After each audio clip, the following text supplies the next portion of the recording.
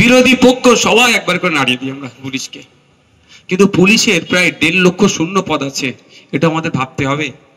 Police আমার পরিবারের বাইরে কেউ নয়, সুতরাং পুলিশকে আমাদের সহযোগিতা করতে হবে। হ্যাঁ, পুলিশের একটা অংশ বিকিয়ে গেছে, সিট ডেরা বেঁকে গেছে, তার বিরুদ্ধে আমরা সোচ্চার হব। আপনারা বলুন, পুজোর সময় আপনারা আমরা তো ফ্যামিলি নিয়ে ঘুরি, কলকাতা যেখানে বড় কল্যাণীতে বড় প্যান্ডেল হয়েছে, যেখানে ঘুরি, পুলিশদের ইচ্ছা যায় না তাদের পরিবারকে নিয়ে ঘোরার? কেন যেতে পারে না? আপনি আমি যাতে পুজোটা তাপসবাবু কি সুষ্ঠুভাবে ট্রাফিক থেকে শুরু করে যে সমস্ত সিস্টেম আছে সুষ্ঠুভাবে যাতে আমরা পালন করতে পারি, সেই জন্য আমাদের জন্য স্যাক্রিফাইস করছে। এরকম অনেক ঘটনা আছে, ঈদগাহর সামনে ঈদের নামাজ পড়ে আবার দাঁড়িয়ে গেছে ডিউটিতে। আমরা ঈদের নামাজ পড়ে মহল্লাতে গিয়ে পাড়াতে গিয়ে ঈদ উদযাপন করি পরিবার পরিজনকে নিয়ে, ওকে নিয়ে কি পারেন? স্যাক্রিফাইসটা কাদের জন্য করে? আমাদের জন্য করে, যাতে আমরা সুষ্ঠুভাবে ঈদ পালন করতে পারি। সুতরাং পুলিশকে আমরা অনেক সময় অনেক কথা বলি, আমি অনুরোধ করবো আজকে এখানে দাঁড়িয়ে একটাই, যে আমরা পুলিশকে সবসময় সহযোগিতা করব। কোনো ধরনের বাজে কিছু ঘটনা ঘটতে পারে যদি আমরা পাই খবর, সঙ্গে সঙ্গে আমরা পুলিশকে জানাবো। এই ধরনের বাজে ঘটনাগুলোকে আমরা ঘটতে দেব না এবং সহযোগিতা করব। মাথায় থাকবে তো ভাই? এই যে আজকে বলছিলেন না, আজকে ভিডিও যেটা দেখলাম, ভোট ওনার কথাই ভোট দেবে না, পরিষেবা কেন নেবে, তাই তো নাকি? এটা বুঝাতে চেয়েছে। এরকম ভাবে বলে আমাদের লক্ষ্মীর ভান্ডার নিলি, আমাদের সাইকেল নিলি, কন্যাশ্রী, আমাদের রূপশ্রী নিচ্ছিস, আমাদের রাস্তায় তোরা চলছিস, আবার আমাদের বিরুদ্ধে তোরা কথা বলছিস। তৃণমূলের নেতারা বলে না? ওর জবাব আজকে দিক থেকে একটা ওষুধ দিয়ে দেবো, দিতে পারবেন তো? আচ্ছা, ওদের কি এই মমতা ব্যানার্জি কি ট্যাক্সাল আছে নাকি? অভিষেক ব্যানার্জির কি টাকা ছাপানো মেশিন আছে গোপনে ঘরের মধ্যে, যা টাকা ছাপিয়ে আপনার আমার বাড়ির যে লক্ষ্মীর ভান্ডার পাচ্ছি মায়েরা তাদেরকে দিচ্ছে? এরকম সিস্টেম আছে? তাহলে টাকাটা কোথা থেকে আসছে? আপনার আমার মেহনতের টাকা। সকাল ঘুম থেকে উঠি আর ঘুমানো, সারাদিন যা কাজ করছি সব ট্যাক্স নিচ্ছে, একটা স্টেটে থাকছে, একটা সেন্ট্রালে চলে যাচ্ছে। এই ট্যাক্সের টাকা জমা হচ্ছে লক্ষ্মীর ভান্ডার 100 দিনের, যদিও কাজ বন্ধ হয়েছে, হাইকোর্ট অর্ডার করার পরেও কাজ হচ্ছে না। আমরা দাবি করেছি 100 দিনের কাজ দ্রুত চালু করতে হবে। যাই আবাস যোজনা, যাই বলুন না কেন, যেটা কেন্দ্রের আসছে, যেটা রাজ্যে আসছে, সবটাই আমাদের ট্যাক্সের টাকায়। তো আমরা কিভাবে ট্যাক্স দিচ্ছি? আমরা ঘুম থেকে উঠে কি করি? প্রথমে ব্রাশ নিয়ে পেস্ট লাগিয়ে দাঁতে ব্রাশ করি না? তো ব্রাশটা কিনছি, ওখানেই আমরা ট্যাক্স দিই। যে পেস্ট কিনছি ওটা তো ট্যাক্স দিই আমরা। ম্যাচিস ডিসলাইক এনে না 1 টাকা দাম, দেখুন ডিসলাইক এনে কেউ আগুন লাগাবার জন্য, কেউ বিড়ি খাওয়ার জন্য, আর কেউ আগুন সমাজকে আলোকিত করার জন্য, অর্থাৎ মোমবাতি বা জ্বালানোর জন্য, যে যেমন ভাবে ইস্তেমাল করে। ওইটা কিনছি, ওটা তো আমরা ট্যাক্স দিই। আমার হাতে একটা ওয়াটার বোতল আছে তো নাকি, এটার দাম কত ভাই? কি করে জানলাম? এমআরপির পরে ম্যাক্সিমাম রিটেল প্রাইস 10 টাকা। এটা পারলে আমরা কমাই 8.5 টাকা, 9 টাকা তো কিনে নিই। 10 টাকার উপরে বিক্রি করা এটা দণ্ডনীয় অপরাধ। কিন্তু এই যে 10 টাকাটা আমরা এমআরপি থেকে জানতে পারি মালটার দাম কত, ওই এমআরপির নিচে একটা ছোট্ট করে লেখা থাকে, আমরা সেটাকে আর ভাবার চেষ্টাই করি না। Inclusive of all taxes. কি লেখা থাকে? ইনক্লুসিভ অফ অল ট্যাক্সেস, সমস্ত রকম ট্যাক্স দিয়ে এটার দাম 10 টাকা। এই যে আমরা ট্যাক্স দিচ্ছি, এই ট্যাক্সটা জমা হচ্ছে, একটা কেন্দ্রে যাচ্ছে, একটা রাজ্যে থাকছে। এই জমা হওয়া ট্যাক্স থেকেই তো আপনার আমার বাড়ির মায়েরা, যদি আমার মা নেয় না, লক্ষ্মীর ভান্ডার পাচ্ছে, কন্যাশ্রী রূপশ্রী যেটাই বলেন না কেন, এটা হচ্ছে। তাহলে আজকের পর থেকে যদি কেউ জ্ঞানের কথা বলে, যদি কেউ জ্ঞান দেয় আমাদেরকে যে তুমি আমাদের সরকারে নিচ্ছ, আমাদের সরকারের সমালোচনা করছো, তার উত্তর দিতে পারবেন তো? এই ভাই তুমি চুপ করো, এই সরকারের যে গাড়িগুলো চলছে, যে গভর্নমেন্ট অফ ওয়েস্ট বেঙ্গল গাড়ি চড়ে মন্ত্রীরা ঘুরছে সাইরেন বাজিয়ে, ওই গাড়ির তেলটা আপনারা দিচ্ছেন, এটা আপনারা বলবেন। আপনাদের ট্যাক্সের টাকা জমা হচ্ছে তো। শুধু তাই নয়, আপনাদের এই ট্যাক্সের টাকা জমা হয়ে আমি কটা পাচ্ছি জানেন? ক টাকা? এই আজকে যে ভিডিওটা দেখেছি, উনিও পাচ্ছেন 1,21,000 টাকা, আমিও পাচ্ছি 1,21,000 টাকা। উনিও বছরে 50,000 টাকা পায়, আউট অফ স্টেট ঘোরার জন্য, ট্রাভেলিং এর জন্য পাই। উনিও পাই, আমিও পাই, উইদিন স্টেট ফার্স্ট ক্লাস এসিতে আনলিমিটেড। বুঝতে পারছেন? আপনি জ্ঞানের কথা বলছেন, এগুলো কোথা থেকে আসছে? সব আপনাদের ট্যাক্সের টাকা থেকে তো। যদিও আমি 1,21,000 টাকা আমার নিজের কাজে লাগাই না, আমি মানুষের সাথে খরচ করে দিই, কিন্তু জানতে হবে আপনাদের। তাহলে আজকের পর থেকে যদি কেউ আপনাদের কথা বলে খেসা করে, আপনারা দায়িত্ব নিয়ে বলবেন নবান্নের 14 তলাতে যে এসিটা চলছে ওই এসিটা আমাদের ট্যাক্সের টাকায় কেন আছে, সুতরাং আমাদেরকে জ্ঞান দিতে এসো না। তোমার মুখ্যমন্ত্রীকে বলো এসি বন্ধ করে গরমে বসতে। যে 14 তলাটা তৈরি হয়েছে আপনার আমার প্রত্যেকের ট্যাক্সের টাকা থেকে তৈরি হয়েছে। আজকের পর থেকে যদি কেউ বলে এর উত্তরটা দেবেন। বন্ধুগণ, ওবিসি নিয়ে একটা নোংরা রাজনীতি হচ্ছে। গ্রাম সংসদের কথা বলা হয়েছে, আপনার বুথের কি কাজ হবে, কে আবাস যোজনার বাড়িটা পাওয়া উপযুক্ত, কে কার লক্ষ্মী ভান্ডার পাওয়া দরকার, প্রকৃত অর্থে কার বিধবা ভাতা পাওয়া দরকার, কার বার্ধক্য ভাতা পাওয়া দরকার, বা কোথায় পানীয় জলের ব্যবস্থা করতে হবে, কোথায় লাইটের ব্যবস্থা করতে হবে, কোথায় ছোট্ট পোল নির্মাণ করতে হবে, অর্থাৎ আপনার বুথে আপনার মহল্লাতে যা কাজ হবে সে তার জন্য বছরের নির্দিষ্ট সময় মেনে গ্রাম সংসদ করতে হবে। এটা অলরেডি পঞ্চায়েত অ্যাক্টে উল্লেখ আছে। এই অ্যাক্টকে তিনি ধ্বংস করে দিয়েছেন। তোলাবাজি করতে করতে এই আইনটাকে ধ্বংস করে দিয়েছে। আর আদিবাসী ভাইদের জন্য, আদিবাসী অধ্যুষিত এলাকার জন্য গ্রাম সভার কনসেপ্ট আছে, ওই গ্রাম সভার কনসেপ্টটাকেও সম্পূর্ণরূপে ধ্বংস করে দিয়েছে।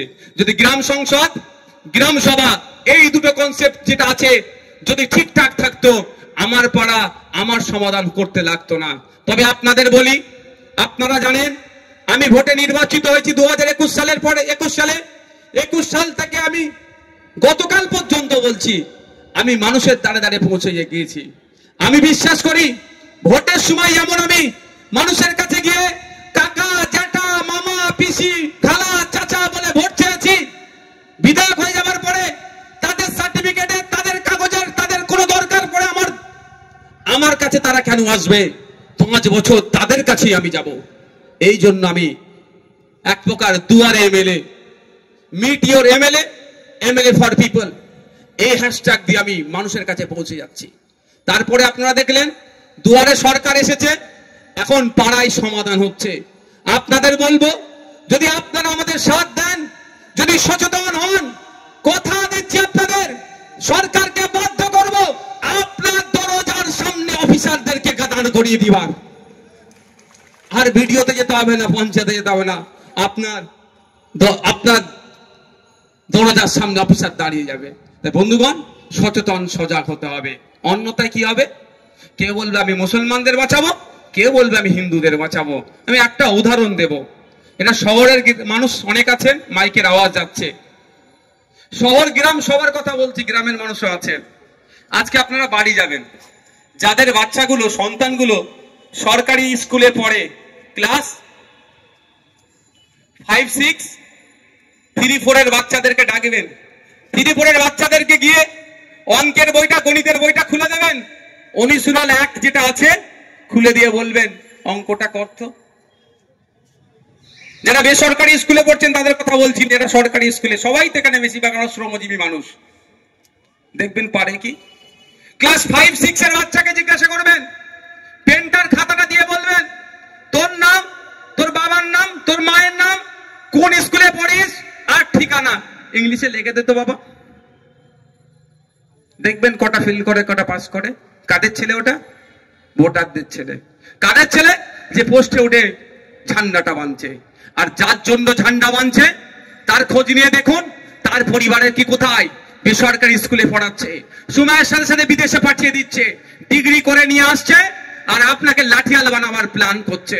তাই আমি আপনাদের কাছে অনুরোধ করব, রাজনৈতিক মতবিরোধ থাকতে পারে, এটাই ডেমোক্রেসি। আপনাকে বিজেপি ভালো লাগে, সিপিএম ভালো লাগে, আইএসএফ ভালো লাগে, কংগ্রেস ভালো লাগে, যে দল ইচ্ছা করুন, কিন্তু যার জন্য আপনি গলা ফাটাচ্ছেন সে আপনাকে পরিবর্তে কি দিচ্ছে দেখুন। আপনি গলা ফাটাচ্ছেন, কালকেও আপনার ছেলে যাতে তার ছেলের হয়ে গলা ফাটায়, সেই জন্য যত স্কুলগুলো আছে দেখুন, এই সরকারি স্কুলগুলোকে ধ্বংস করে দিয়েছে। না শিক্ষক আছে, না শিক্ষার পরিকাঠামো আছে। তাই আমাদের ঐক্যবদ্ধ হয়ে রাম রহিমকে একসাথে আওয়াজ তুলতে হবে, ফতেমা সীতাকে একসাথে আওয়াজ তুলতে হবে যে স্কুলগুলোতে শিক্ষক নিয়োগ করতে হবে। আজকে তো প্রাইমারি স্কুলগুলো কি হয়েছে, রন্ধনশালা হয়ে গিয়েছে। আর শিক্ষাদানের জায়গা আছে? দেখুন না গিয়ে। শহরের কথা আমি দূরে বলতে পারবো না, অশোকনগর শহরে কি হয়েছে, কিন্তু গ্রামের গুলোতে আমি দায়িত্ব নিয়ে বলতে পারি,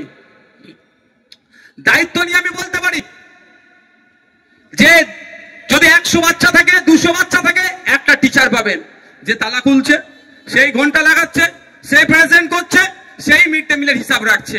তাহলে আপনার আমার ছেলেটা পড়বে কখন ভাই? পড়াবে কখন তাকে? উচ্চ শিক্ষায় শিক্ষিত করার চেষ্টা করুন। অন্যথায় এই বর্বরদের দলেরা, এই রাজনৈতিক কারবারিরা আপনার ছেলে মেয়েগুলোকে দিয়ে সমাজে যত রকম অনৈতিক কাজ আছে করিয়ে নিয়ে এরা নেতার ছেলে নেতার আসনে বসবে, আর আপনার আমার পরিবারের ছেলে মেয়েগুলোকে জেলের ঘানি টানতে হবে, মারামারি হানাহানি করে ধ্বংস হয়ে যাবে। বন্ধুগণ, দ্বিতীয় যে কথা আমি আপনাদের কাছে অনুরোধ করব, রাজনীতি করুন, সৌহার্দ্যের পরিবেশ তৈরি করুন, সৌজন্যতার রাজনীতি করুন।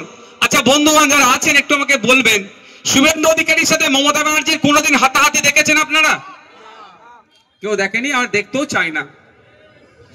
অধীর রঞ্জন চৌধুরীর সাথে অভিষেক ব্যানার্জির হাতাহাতি লড়াই হয়েছে?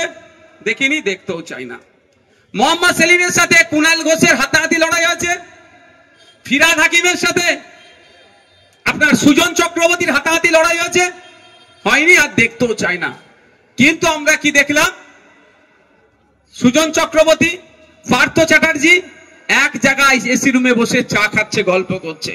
কুণাল ঘোষ তৃণমূলের নেতা, সুকান্ত মজুমদার বিজেপির নেতা, দিলীপ ঘোষ বিজেপির নেতা, কারো জন্মদিনের কেক কাটছে এসি রুমের মধ্যে থেকে। আচ্ছা আমি আপনাদের একটা কথা বলি, এই অশোকনগরের মানুষকে বলবো, এখানে বিজেপি করেন অনেক মানুষ, মাইকের আওয়াজ যাচ্ছে, তৃণমূল করেন অনেক মানুষ, মাইকের আওয়াজ যাচ্ছে। আমি তাদের কাছেও বলতে চাই, দলের সুপ্রিমো মমতা ব্যানার্জি শুভেন্দু অধিকারীকে ডেকে চা খাওয়াচ্ছে, আপনারা ওখানে মারপিট দেখতে পাচ্ছেন না। আপনাদের এত চর্বি কি করে হয়ে গেল এই এলাকায় নিজেদের মধ্যে মারপিট করছেন? কাকার ছেলের সাথে মাসির ছেলে, পিসির ছেলে, ফুপুর ছেলে, খালার ছেলে নিজেদের মধ্যে মারপিটে জড়িয়ে পড়ছেন। আমার অনুরোধ, অনেক হয়েছে, শুধু পাবলিককে বোকা বানানো হয়েছে, পাবলিকের মারপিট হয়েছে। নেতারা সন্ধ্যাবেলায় টিভির সামনে বসে সাজুগুজু করে, সাজুগুজু বলছে এই জন্যই, ওই সন্ধ্যাবেলা যারা বসে অনেকে দেখবেন সব কি বলে গো, মেয়েরা করে, হ্যাঁ মেকআপ করে বসে। আমার নিজের অভিজ্ঞতা, ওই আমি একটা ডিবেটে যাচ্ছি, ও আমাকে বলছে আমাকেই মেকআপ করাতে এসেছিল। আমি না ভাই, আমার ফাটাফুটি যা আছে এতেই চলে যাবে।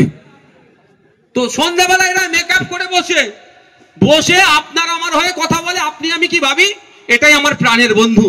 কিন্তু ঘোড়ার ডিম যখন ব্রেক হয়ে যায়, তারপরে যখন একটা রিফ্রেশমেন্টের জন্য চা কফি দেয়, ওরা নিজেরাই গল্প করে, তোর এতটা বলা উচিত হয় না, আমাকে বল, তোকে কেমন দিলাম বলতো। ওরা ঠিক আছে, শুধু বোকা বাক্সর সামনে বলে, টিভি বোকা বাক্স, ওর সামনে বসে আপনাকে আমাকে বলে নাকি আপনার আমার জন্য কত লড়াই আমি করছি। কি হবে? লড়াই হবে? ওরা লড়াই করে না, আপনাকে আমাকে লড়িয়ে দেয়। তাই অনুরোধ আমার, ভারতবর্ষের ডেমোক্রেসি, ভারতবর্ষের এটাই মহত্ব, এটাই বিউটি। যার যে দল ভালো লাগবে করবেন, যে যার ভালো লাগবে ঝান্ডা ধরে ঘুরবেন। যদি মমতা ব্যানার্জি শুভেন্দু অধিকারীকে বিধানসভার এসি রুমে বসে চা খাওয়াতে পারে, তাহলে কেন এখানে আইএসএফ এর নেতাদেরকে অন্যান্য নেতারা লোকাল স্তরের কেন নিজেদের মধ্যে লড়াই জড়াবে? তা আমি অনুরোধ করে যাব একটা, কে আইএসএফ, কে বিজেপি, কে তৃণমূল, কে সিপিএম, কে কংগ্রেস দেখার দরকার নাই। ওরা যদি এসি রুমে বসে চা খেতে পারে, আমরা অন্তত এসিতে না বসতে পারলেও নন এসিতে বসে একসাথে আমরা চা খাবো। আর আমাদের মধ্যে যার টাকাটা একটু বেশি থাকবে তাকে বলতে হবে, ভাই তুমি বিলটা মেটাও। হবে তো নাকি ভাই? কেন কার জন্য মারপিট করবেন? তৃণমূলের জন্য? যখন তখন আপনাকে পার্টি থেকে বার করতে দেবে, হচ্ছে না? কি করবেন আপনি? যে দাদা দিদির জন্য আপনি মারপিট করবেন? এই আমাদের ভাঙড়ে দেখুন না, তৃণমূলের শওকত মোল্লা ঘনিষ্ঠ খুন হলো, আর শওকত মোল্লা ঘনিষ্ঠ অ্যারেস্ট হলো। আর কি বলছে এখন মাইক ধরে, মুফাজ্জেল মোল্লা সহ যারা অ্যারেস্ট হয়েছে জানো না ছাড় পাই। বুঝতে পারছেন? আর পাশে দাঁড়াচ্ছে না। আর সঠিক তদন্ত হলে যে বলছে না ছাড় পাই, তা সেও হয়তো জড়িয়ে যেতে পারে। তাহলে বিপদে পড়ে গেছে, আপনার পাশে আর দাঁড়াবে না। আপনাকে বাঁচানোর জন্য এই অশোকনগরের আপনি বিপদে পড়েছেন, নওশাদ সিদ্দিকী ফুরফুরা শিব থেকে আসতে গেলে 3 ঘন্টা টাইম লাগবে প্রায়। শুভেন্দু অধিকারী মেদিনীপুর থেকে আসতে গেলে 5 ঘন্টা প্রায় টাইম লাগবে। মমতা ব্যানার্জি কালীঘাট থেকে আসতে গেলে, ওরা তো আসবে না, আমি বুঝার জন্য বলছি, অভিষেক ব্যানার্জি কালীঘাট থেকে আসতে গেলে 4-3 ঘন্টা মতো টাইম লাগবে। কিন্তু আপনি বিপদে পড়েছেন, আপনাকে আপনার প্রতিবেশী বাঁচাবে। সে বিজেপি করতে পারে, তৃণমূল করতে পারে, আইএসএফ করতে পারে, সিপিএম করতে পারে। তাই অনুরোধ আমার আপনাদের কাছে, রাজনৈতিক হিংসা বন্ধ করুন। অনেক স্লোগান হয়েছে, আমি একটা নতুন স্লোগান দিতে চাই। এবার নেতায় নেতাই খেলা হবে, জনগণ এবার তালি দেবে। খারাপ হবে নাকি? এতদিন তো জনগণকে লড়িয়ে দিয়েছেন আপনি, এবার একটু নেতারা মারপিট করুক, জনগণ একটু দেখুক গ্যালারিতে বসে। এতদিন নেতারা গ্যালারিতে বসেছিল আর জনগণদের লড়িয়েছিল, এবার জনগণকে বলতে হবে নেতাই নেতাই লড়াই চাই, জনগণ এবার দেখতে চাই। দেখবেন সব মারপিট বন্ধ হয়ে যাবে, মারপিট হবে না। তখন কত ভালো ভালো ভাষা বলবে। এই আপনাদের এমএলএ এর নাম কি? নারায়ণ গোস্বামী, নওশাদ আমার ভাই, ওর সাথে মারপিট করা যাবে না। পার্থ ঘোষ, পার্থ ভৌমিক, অমুক শুভেন্দু অধিকারী আমার দাদা, মারপিট করা যাবে না। নেতা নেতা মারপিট করবে না। মারপিট করছে কারা? যারা চটে বসে আছেন, যাদের দিন গেলে 300 টাকা ইনকাম করতে গেলে জিপ বাড়িয়ে যাচ্ছে, তারা মারপিট করছেন। যাদের ছেলেটা ক্লাস 5-6 পড়ে, ইংলিশে তার নাম, বাবার নাম, স্কুলের ঠিকানা লিখতে পারছেন না, সে আবার নেতার হয়ে, দাদার হয়ে মারপিট করছে। আর দাদা আপনার ছেলের ভবিষ্যৎ ধ্বংস করে দিচ্ছে। অনুরোধ করছি, রাজনৈতিক সৌজন্যতা বজায় রাখবেন, যার যাকে ভালো লাগবে ভোট দেবে, কিন্তু ভোটটাই সব ভাববেন না। প্রতিবেশী বাকি 364 দিন যার সাথে একসাথে উঠা বসা করেছেন, এই ভোটের জন্য তার সাথে সম্পর্ক নষ্ট করবেন না।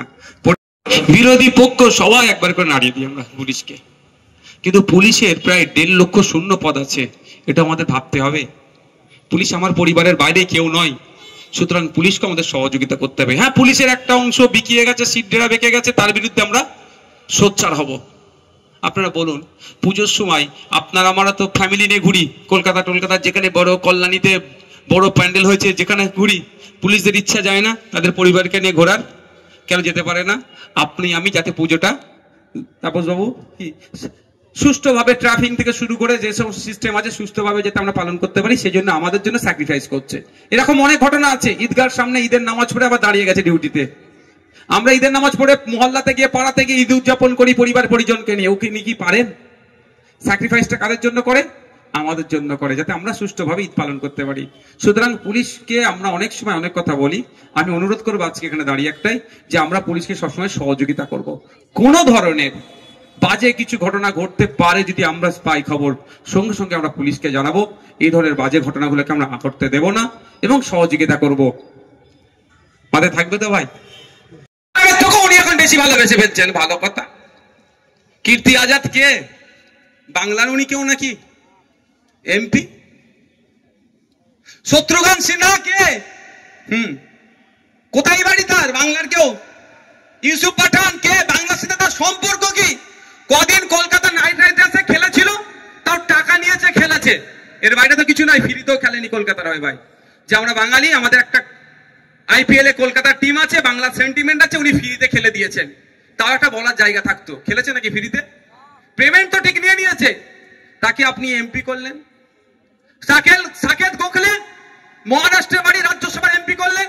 পশ্চিমবাংলার এত মানুষ আছে, বুদ্ধিজীবী মানুষ আছেন, আপনার দলে অনেক প্রফেসর আছেন, বুদ্ধিজীবী মানুষ আছে, তাদেরকে রাজ্যসভায় পাঠাতে পারলেন না। অহমিয়া অসম থেকে একজনকে নিয়ে এসে রাজ্যসভার এমপি করেছিলেন। এখন ওনার বাংলা প্রীতি বেড়ে উঠছে, কারণ কি বলুন তো? পরিযায়ী শ্রমিকদের উপর আক্রমণ হচ্ছে, কিছু তো একটা ভুল বুঝাতে হবে এদেরকে, সেজন্য বাংলা ভাষায় এদের ভালোবাসা উতরে উঠছে। প্রশ্ন অনেক থেকে যায়, সময় আমি আর দীর্ঘায়িত করব না। আমি আপনাদের বলবো, চোখ কান খুলে রেখে একটু রাজনীতি করতে হবে। কাকে কান নিয়ে চলে গেল, কাকের দিকে না তাকিয়ে নিজের কানে একটু হাত দিয়ে দেখুন, আজকে আপনার রুজি রুটি কোথায়? এই অপদার্থ সরকার চলছে। 2016 থেকে 2023 চা বাগানের শ্রমিকদের সাথে 18 বার মিটিং এ বসেছে। চা বাগান শ্রমিকদের এখনো ন্যূনতম মজুরি ঠিক করতে পারেনি, আর গল্প শোনাচ্ছে ওই সামিরুল, তুমি বাইরে থেকে সব নিয়ে চলে আসো, কাজের ব্যবস্থা হবে। কাজ আছে এখানে? কাজ থাকলেও মূল্যায়ন নয়। যে রাজমিস্ত্রিটা আজকে বাসন্তী থেকে কাজে যাচ্ছে তামিলনাড়ুতে, স্কিল লেবার হিসাবে যদি যায়, সে 1000 টাকারও বেশি সে পার ডে ইনকাম করছে, আর আনস্কিল লেবার হয়ে 700 টাকা 800 টাকা দিনে ইনকাম করছে। আর আমাদের ওয়েস্ট বেঙ্গলে স্কিল লেবারদের সরকার ঘোষিত দিন মজুর কত জানেন? 450 টাকা মতো। কেন তারা ফিরে আসবে বা কেন তারা গেল? এখানে কাজের মূল্যায়ন হয় না, শ্রমিকের শ্রমের মূল্যায়ন হয় না, শ্রমিকের ঘামের মূল্যায়ন হয় না বলেই তারা এখানে না কাজ পেয়ে কোথায় যাচ্ছে? ভিন্ন রাজ্যে যাচ্ছে, আর সেখানেও তারা আক্রান্ত হচ্ছে।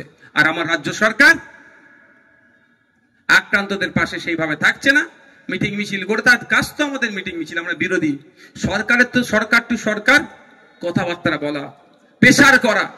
যদি সরকারে আমার পশ্চিমবাংলা সরকারের কথা না শোনা মানে কি অসম সরকার, হরিয়ানা সরকার বা উড়িষ্যা সরকার বা যে কোনো রাজ্য সরকার আমাদের নাগরিকের উপরে আক্রমণ চালাচ্ছে, মানে রাজ্যের উপরে তো আক্রমণ হচ্ছে ভাই। তাহলে এটা সমাধানের জায়গা কোথা? সরকারকে প্রস্তাব রাখা, কঠোরভাবে সেই রাজ্যের সরকারকে বলা, সেটা বলেনি। আর একটা রাস্তা আছে, আর্টিকেল 131, আপনারা সার্চ করে দেখতে পারেন গুগলে। আর্টিকেল 131 সংবিধানে বলা আছে রাজ্য রাজ্য যদি সংঘাত হয়, উড়িষ্যা রাজ্যের সাথে ওয়েস্ট বেঙ্গল রাজ্যের সংঘাত হচ্ছে, সমাধান কিভাবে করবে? মোদিজি করবে? এটা তো হয় না। অমিত শাহজি করবে? এটা তো হয় না। নওশাদ সিদ্দিকী সমাধান করে দেবে? এটা তো নয়। রাজ্য রাজ্য সংঘাত হলে, রাজ্য কেন্দ্র সংঘাত হলে সংবিধানের 131 নম্বর ধারা অনুযায়ী সুপ্রিম কোর্টে যেতে বলা আছে। আমাদের পরিযায়ী শ্রমিক, আমাদের বাংলা ভাষায় কথা বলার জন্য আপনাদের এই অশোকনগরেই শুধু মুসলিম সম্প্রদায় নয়, অন্যান্য ভিন্ন সম্প্রদায়ের মানুষদের উপর আক্রমণ নেমে এসেছে। অশোকনগরের একজন আছেন, তাকে প্রচুর মারধর করেছে শুধু বাংলায় কথা বলেছে বলে। তো এই সমাধান করার জন্য সুপ্রিম কোর্টে যাওয়ার দরকার ছিল। রাজ্য সরকারের পার্টি হয়ে সুপ্রিম কোর্টে গিয়ে মামলা করা যে বাঙালি শ্রমিকদেরকে ভিন্ন রাজ্যে আক্রান্ত হচ্ছে, তার ডেটা দিয়ে মামলা করা। তাহলে আশা করছি সুপ্রিম কোর্টে যারা জাস্টিস আছেন তারা ওই রাজ্যগুলোকে নির্দিষ্ট গাইডলাইন বেঁধে দিতেন এবং পরিযায়ী শ্রমিকরা সুরক্ষিত থাকতো। সেটা কিন্তু এনারা করেননি। শুধু বাংলা বাংলা বাংলা বলে অনেক ভালোবাসার কথা বলছেন। যদিও এখন জয় বাংলাকে এখন নিয়ে অনেক বিতর্ক আছে যে আমি বললে নাকি খারাপ হয়ে যাবে, তবে এই শব্দটা এখন রাজনৈতিক স্লোগান হয়ে গেছে ভাই, রাজনৈতিক স্লোগান হয়েছে। ঠিক যেরকম পুরুষোত্তম রাম ঠাকুরের নামে যে জয়ধ্বনিটা ছিল ধর্মীয় স্লোগান, বিজেপি ওদেরটা রাজনৈতিক স্লোগান করেছে। একইভাবে বাংলাদেশের রাজনৈতিক স্লোগান জয় বাংলাকে আমাদের পশ্চিম বাংলার রাজনৈতিক স্লোগানও করতে চাইছে। আমাদের মাথায় রাখতে হবে যে দিনের শেষে আমি পাচ্ছিটা কি।